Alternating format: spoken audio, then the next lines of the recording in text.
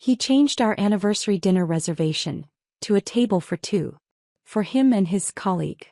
I sat at the bar sipping champagne, watching him slip my bracelet onto her wrist, calling it a family heirloom. I walked over, unclasped it and smiled. "You're right. It belonged to my grandmother. Along with the house you're now evicted from." He laughed, until security arrived with her husband. I left them both with the bill and a restraining order. "Happy anniversary, darling." I wasn't supposed to be at the bar tonight. I was supposed to be seated at table 23, the best spot in the house, with a perfect view of the patio fountains and the Chicago skyline beyond the glass. But there I was, perched on a bar stool in my own restaurant, watching my husband of 8 years slide my grandmother's bracelet onto another woman's wrist. The champagne tasted bitter against my tongue as I observed them from across the room. I'd worked 16-hour days for months to bring Harvest Moon to life, my dream restaurant finally a reality. Opening night had been flawless so far. The critics were impressed, the dining room was packed, and my signature autumn squash risotto had received nothing but praise. Everything was perfect except for the table I couldn't stop staring at. "Is everything all right, chef?" Marco, my head bartender, refilled my flute with Dom Perignon, the same bottle I'd been saving for Axel and me to share tonight. "Our 8th anniversary. Just taking a breather," I lied, forcing a smile. "The kitchen has everything under control." Before we begin this journey of betrayal and sweet revenge, I want to take a moment to thank you for joining me at tonight's table. If you're hungry for more stories of women reclaiming their power when the world serves them heartbreak, consider subscribing. It's completely free and helps our community of survivors and thrivers grow stronger. Now let's. 30 minutes earlier, I'd slipped away from the controlled chaos of the kitchen to freshen up before Axel arrived. We had reservations at 8, a table for two that I'd personally arranged with a tasting menu that told the story of our relationship through food.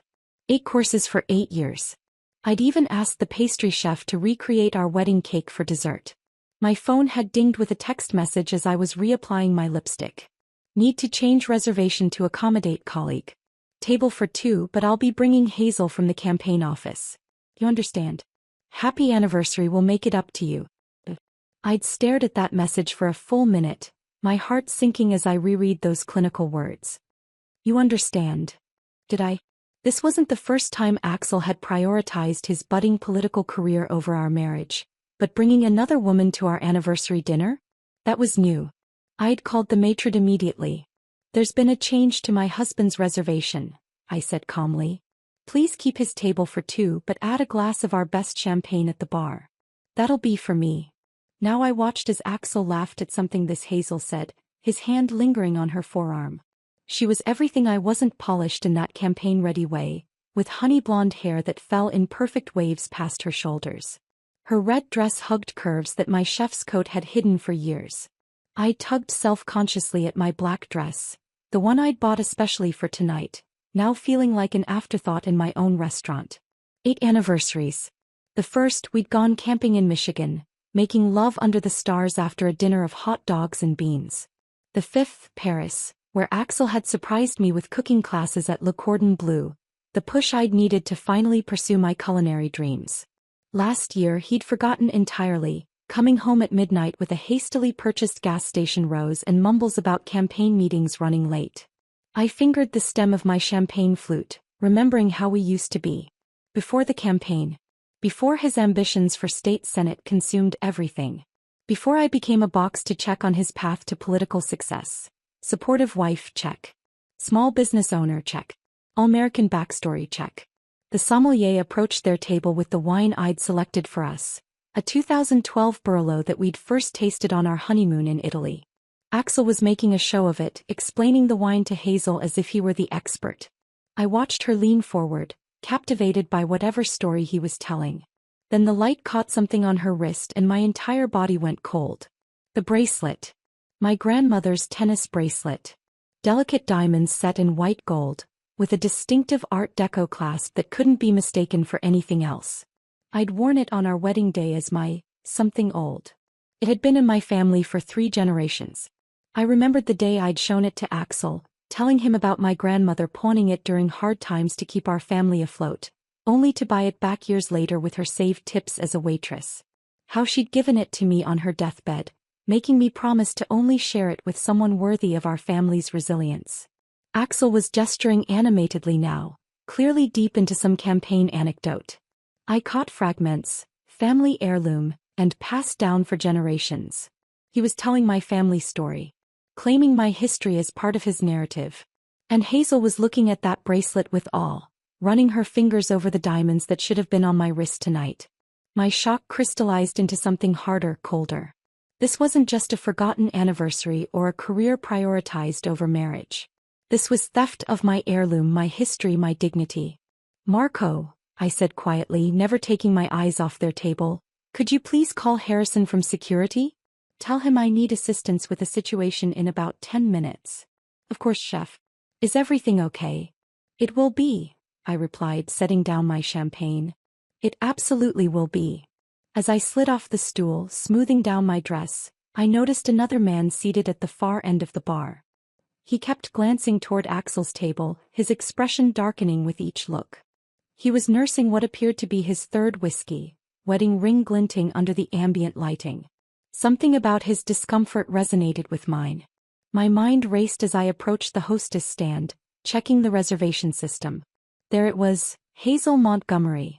A quick social media search confirmed my suspicion. The man at the bar was Stephen Montgomery, Hazel's husband. The reservation had originally been in his name before Axel changed it. I felt a calm clarity wash over me as the pieces fell into place. The betrayal was even more calculated than I'd initially thought. This wasn't just an inappropriate work dinner. They hadn't even tried to be discreet, using their real names, coming to my restaurant on my anniversary. I took a deep breath and made my way toward their table, my chef's instincts taking over. In the kitchen, timing is everything. The perfect moment to remove a steak from heat, to add the final seasoning, to present the dish. This confrontation required the same precision.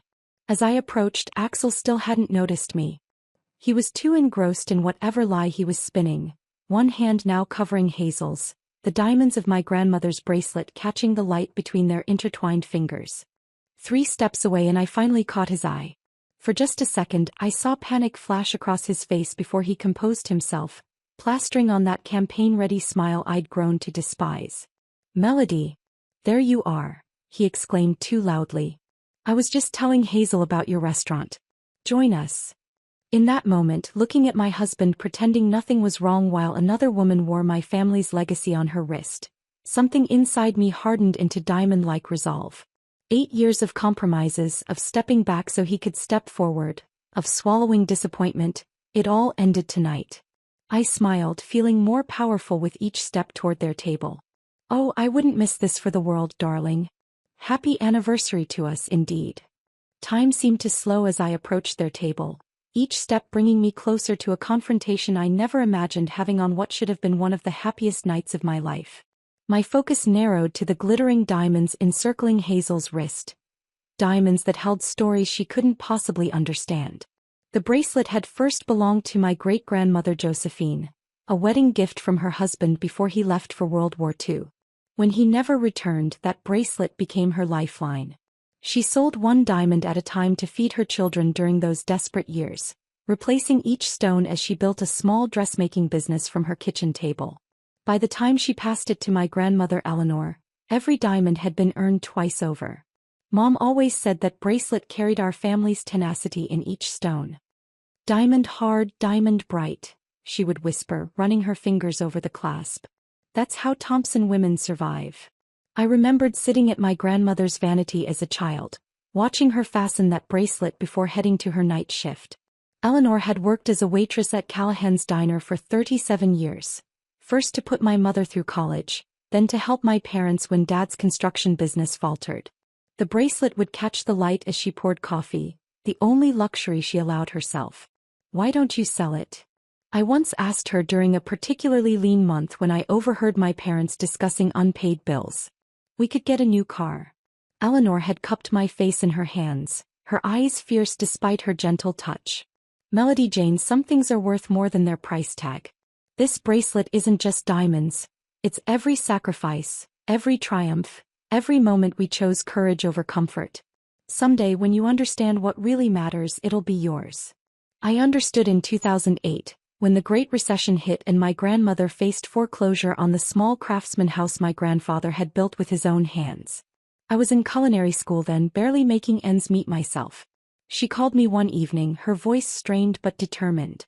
"I'm pawning the bracelet tomorrow," she said simply. "Gran, no.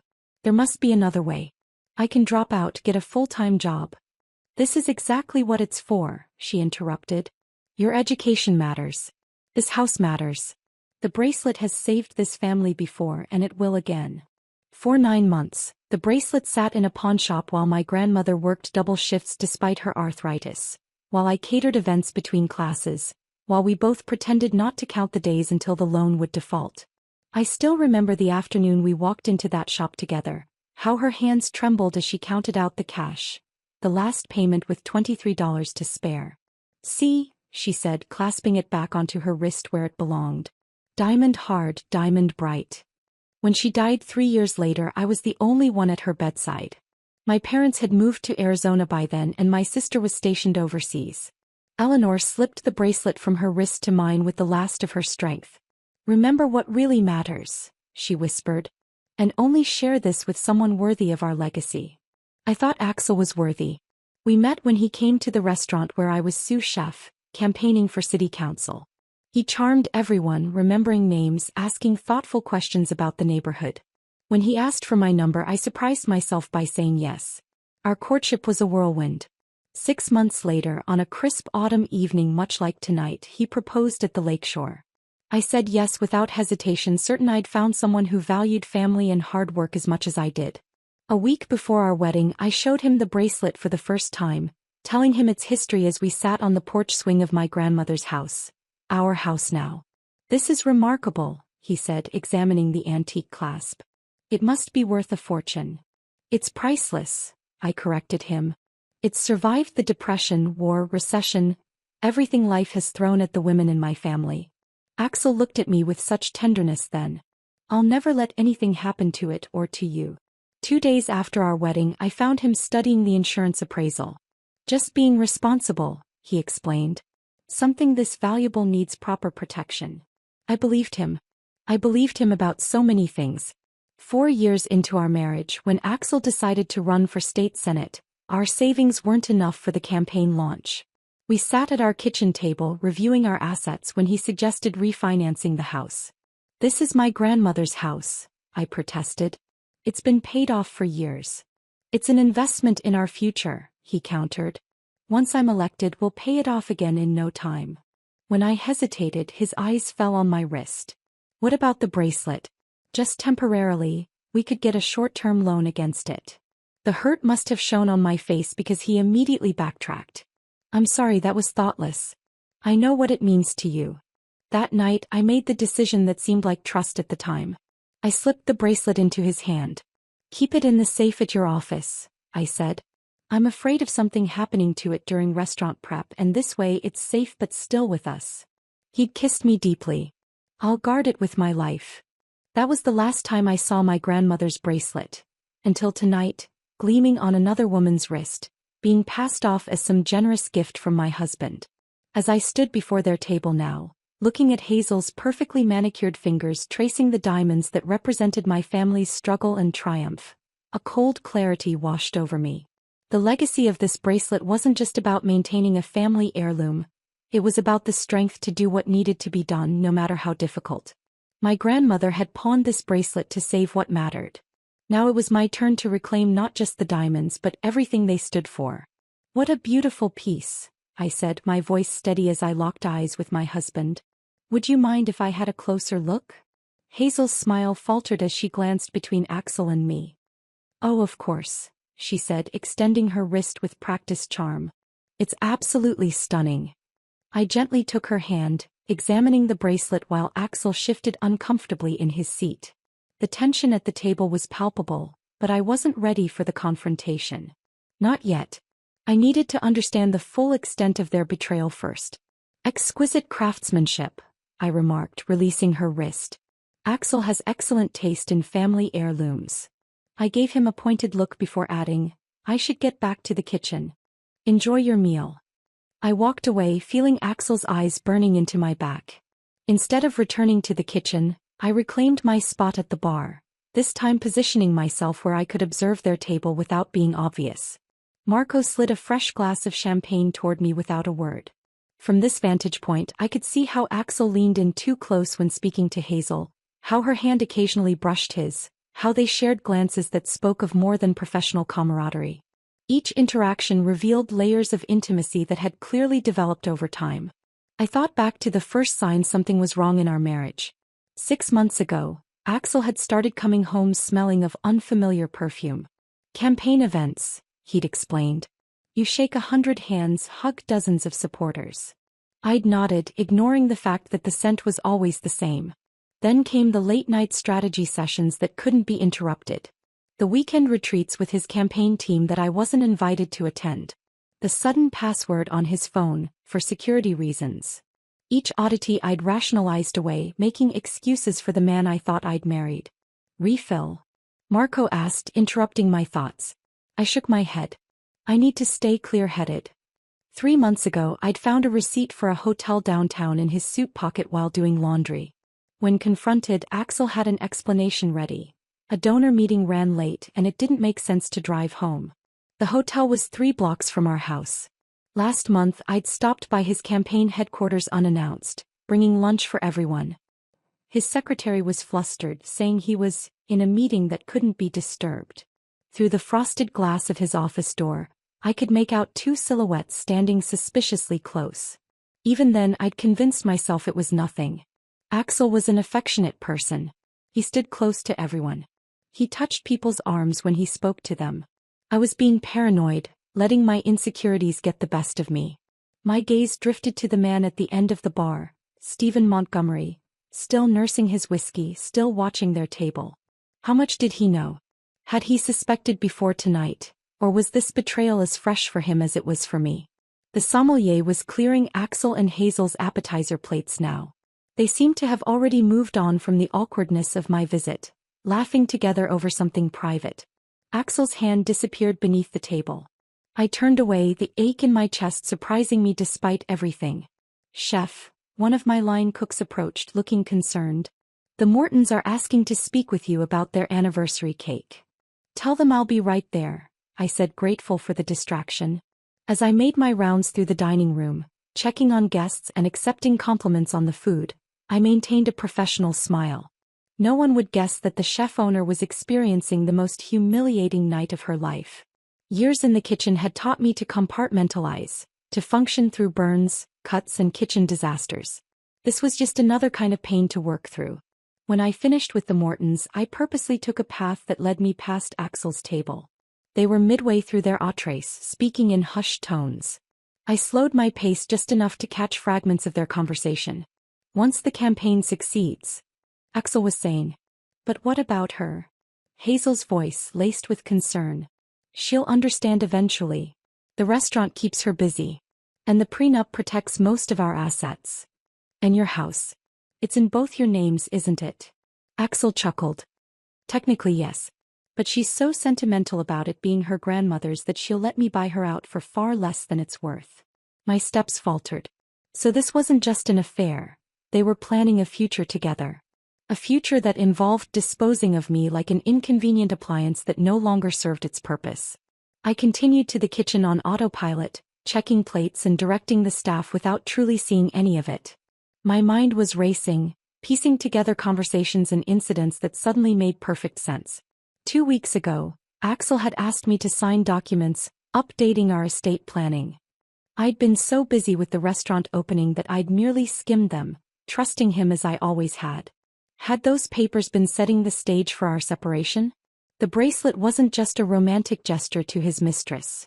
It was a calculated move. He was already treating my family heirlooms as his own, already parceling out my legacy. I returned to the bar, needing another moment to collect myself. Stephen Montgomery had shifted closer to my seat, his expression darkening as he continued to watch Axel and Hazel. When our eyes met, I saw my own pain reflected back at me. They work together? He asked quietly, gesturing with his glass. I nodded. She's his campaign manager. Funny, he said, his voice bitter. She told me she was having dinner with a female colleague tonight. Said they needed to prepare for a donor event tomorrow. The realization that we were both being lied to exactly the same way sent a cold shiver down my spine. I'm Melody, I said, extending my hand. This is my restaurant. Stephen, he replied, his handshake firm. And apparently that's my wife with your husband. Just then Axel leaned across the table and whispered something that made Hazel laugh. She glanced around before reaching into her purse and sliding an envelope across to him. He opened it discreetly, his expression changing to one of triumph as he reviewed the contents. What are they doing? Stephen muttered. I don't know, I said, but a suspicion was forming. Excuse me. I approached the hostess stand once more, this time checking the campaign's financial records on my phone. There it was. A substantial donation from Montgomery Construction had been recorded last week. Stephen's company. Returning to the bar, I showed him the screen. Did you authorize this donation to Axel's campaign? His face drained of color. That's not possible. We're nearly bankrupt from the housing market downturn. Hazel handles our personal finances, but she knows the business can't afford political donations right now. The final piece clicked into place. This wasn't just personal betrayal. It was professional, financial, and perhaps even criminal. Hazel wasn't just sleeping with my husband. She was embezzling from her own. I watched Axel pocket the envelope, his other hand still resting possessively on Hazel's arm, his fingers brushing against my grandmother's bracelet. Stephen, I said quietly, I think we need to talk. Stephen's construction-roughened hands gripped his whiskey glass tightly. I'm listening. We moved to a quiet corner of the bar, away from curious ears. I explained what I'd seen and heard, laying out the evidence of both betrayals, personal and financial. With each detail I shared, the slump in his shoulders lessened, replaced by a straightening of his spine. She's been handling the book since the recession hit, he said, voice low with controlled anger. Said she had a degree in finance I didn't know about. Turns out there's a lot I didn't know. How much could she have taken? I asked. Enough to sink the company if this keeps up. We've got 30 families depending on Montgomery Construction for their paychecks. I watched Axel signal for dessert menus, acting like he owned the place. In a way, he did. The restaurant startup costs had come from our joint savings, which he never missed an opportunity to remind me of. I'd assumed we were building something together. Now I realized I was just another asset in his portfolio, a stepping stone on his path to political success. We need to be strategic about this, I said, an unfamiliar calm settling over me. If we confront them emotionally, they'll find a way to twist it, make us look like the irrational ones. I'm not feeling particularly rational right now, Stephen muttered. I know. Neither am I. But the best revenge isn't just exposing them, it's making sure they face consequences they can't charm their way out of. My years in professional kitchens had taught me that timing and preparation were everything. We need evidence, witnesses, and the perfect moment. Harrison, my head of security, appeared at my elbow. I'd hired him away from one of Chicago's most exclusive hotels, valuing his discretion as much as his imposing presence. You needed to see me, chef? I gave him a quick overview of the situation. His expression remained professionally neutral, but his eyes darkened when I mentioned the embezzlement. So it's not just a domestic issue, he said thoughtfully. No. And I'd like to handle it without disrupting the other diners' experience if possible. Harrison nodded. I've got 2 of my team on tonight. We can position them near the table when you're ready. Just give me a signal. He hesitated. Do you want me to call the police as well? I considered this. Not yet. Let's see what evidence we can gather first. After Harrison stepped away, I turned back to Stephen. How much do you know about what they've been doing? Not enough, he admitted. But I've got access to all our company accounts on my phone. If what you're saying is true. He pulled out his device and began scrolling through financial records. Meanwhile, I stepped into the kitchen to check on service and gather my thoughts. My sous chef, Vanessa, caught my eye immediately. Everything okay, chef? You look like you're planning a murder.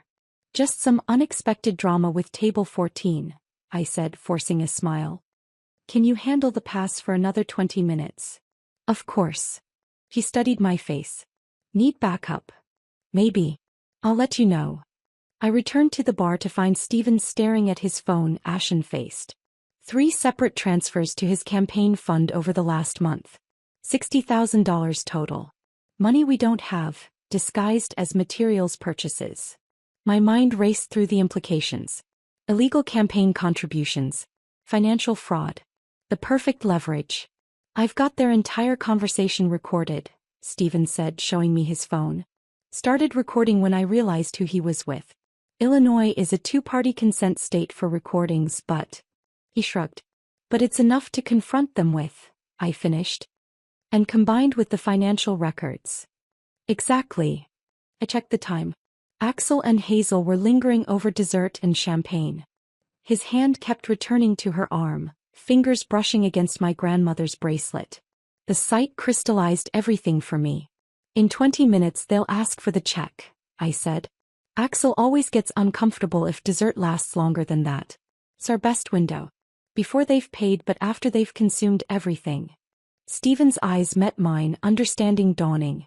So they can't just walk out. Precisely. I waved Marco over. When table 14 asks for their bill, stall. Tell them the system is processing. Give me a 3-minute warning.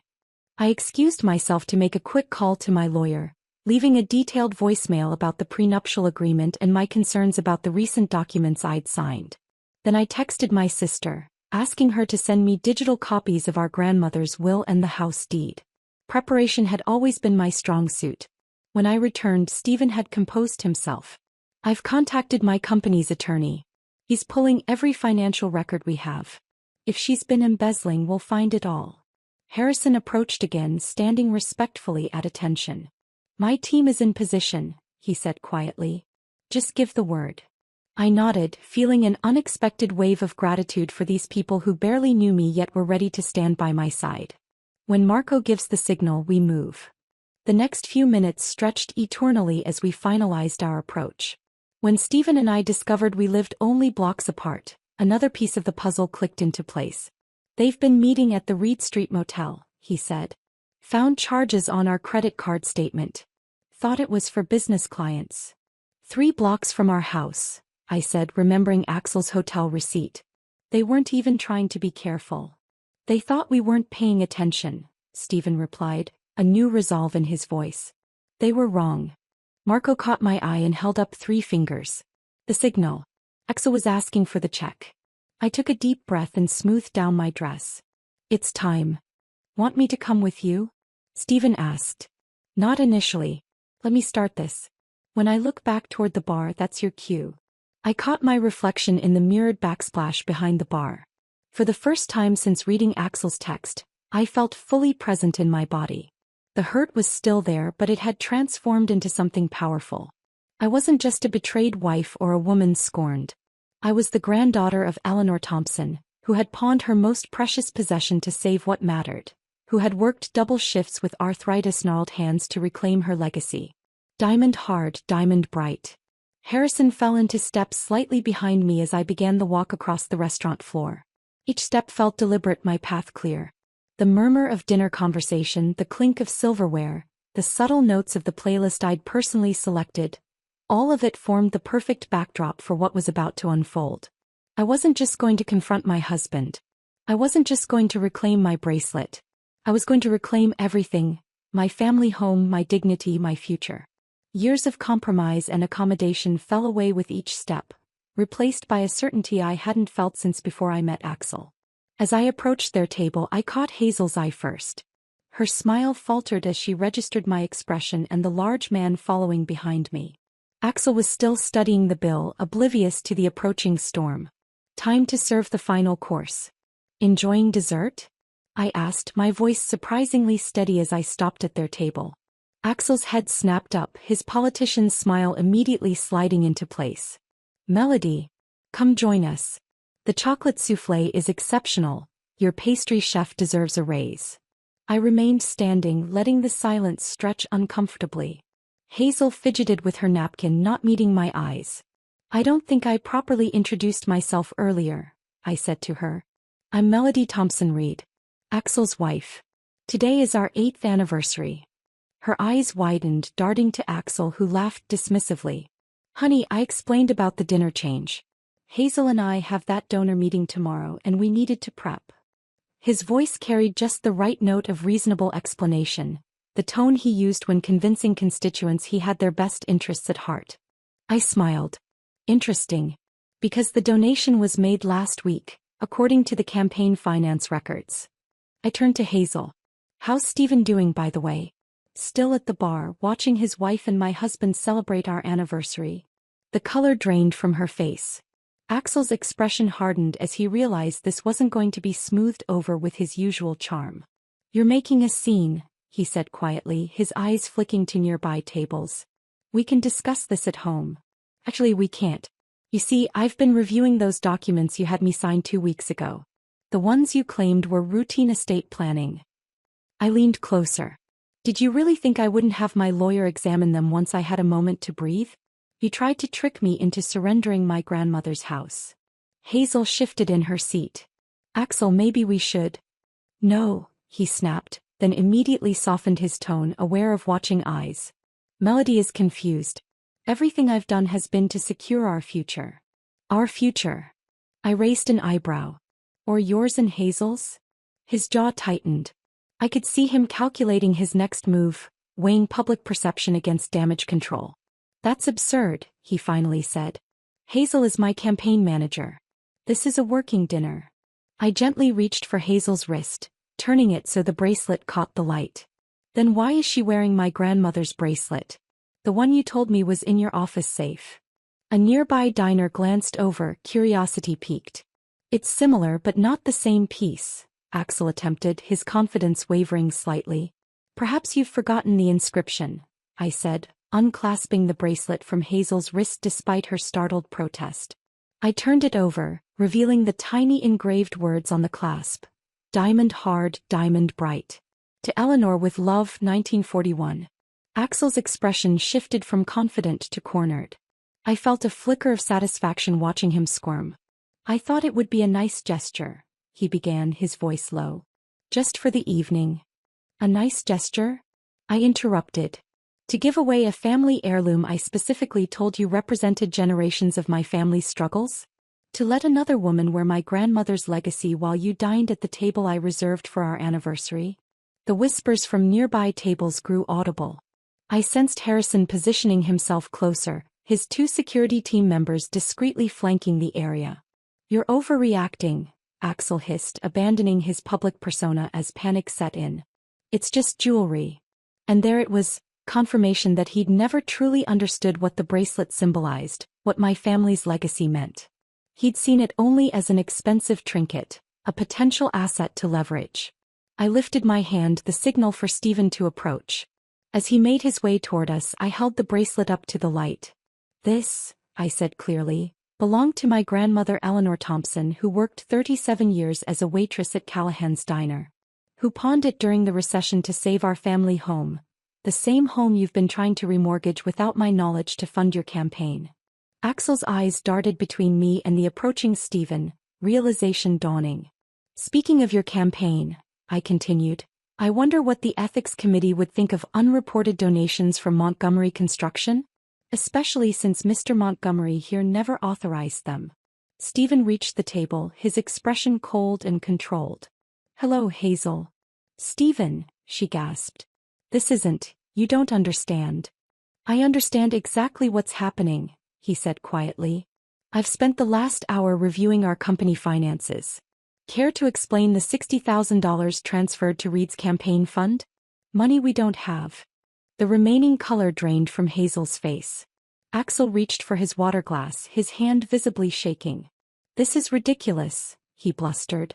A simple misunderstanding. If we could just... Mr. Reed, Harrison interrupted smoothly, I'm going to have to ask you and Ms. Montgomery to remain seated until we've resolved this situation. Axel's eyes hardened as he took in the security personnel. Are you detaining us? That's illegal. I'm an elected official and... No one's detaining you, I clarified. But since you haven't paid your bill yet, leaving would constitute theft of services. And given the potential campaign finance violations and embezzlement concerns, I thought you might prefer to discuss this privately rather than with the police. The mention of police made both of them flinch. Several diners were openly watching now, phones discreetly recording. Axel's political instincts kicked in as he realized how damaging this scene could become. "Let's be reasonable," he said, forcing a smile. "We can work this out." I slipped the bracelet onto my own wrist where it belonged. "There's nothing to work out. The restraining order my lawyer is filing tonight will keep you away from my grandmother's house, which, as her will clearly states, was left to me alone before we were married. The prenup you insisted on works both ways, Axel." His face contorted with fury before he managed to school his features. "You wouldn't dare. Think about what this will do to my campaign." "I'm sure the voters will find it fascinating," Stephen interjected. "Along with the company funds my wife apparently diverted to support it." Hazel began to cry, not the elegant tears of a wronged woman but the ugly sobbing of someone caught in their own trap. "Stephen, please. I can explain everything." "Save it for our attorneys," he replied coldly. I reached for the untouched champagne flute at their table, the same vintage I'd selected for our anniversary celebration. Raising it in a toast, I met Axel's eyes one last time. "To new beginnings," I said. "Happy anniversary, darling." I set the glass down without drinking and turned to Harrison. "Please ensure Mr. Reed and Ms. Montgomery settle their bill before leaving. Everything else is in their names: hotel charges, campaign contributions, legal consequences." As I walked away, I heard Axel calling my name, his voice stripped of its usual authority. I didn't look back. 6 months later, I stood in my kitchen, my grandmother's kitchen, preparing a private dinner for the restaurant investors who had helped me buy out Axel's share of Harvest Moon. The divorce had been finalized with surprising speed once the campaign finance investigation began. The bracelet caught the light as I chopped herbs back where it belonged. The restaurant had thrived despite, or perhaps because of, the publicity. People came initially for the gossip but returned for the food. The Chicago Tribune's glowing review had called my fall menu a revelation of resilience transformed into culinary art. Stephen had stopped by earlier with a bottle of wine and news that his company was finally recovering after Hazel's embezzlement was exposed. We developed an unexpected friendship, two people rebuilding their lives from similar betrayals. Nothing romantic, we were both too raw for that, but something equally valuable: mutual respect and understanding. Axel's political career had imploded spectacularly. Last I heard, he was working at his father's insurance company in Milwaukee, his campaign dreams shattered by ethics violations and public humiliation. As I prepared the table setting out my grandmother's china, I realized I was humming, something I hadn't done in years. The house felt alive again, filled with purpose and possibility rather than compromise and concealed resentments. Diamond hard, diamond bright. The Thompson women endured. We rebuilt. We thrived. And sometimes, when justice was served at just the right temperature, we even celebrated with a perfect final toast. If you enjoyed watching Melody serve justice alongside her 5-star menu, please hit subscribe and leave a comment below. What would you have done in her situation? Your support helps bring more stories of triumph to this channel.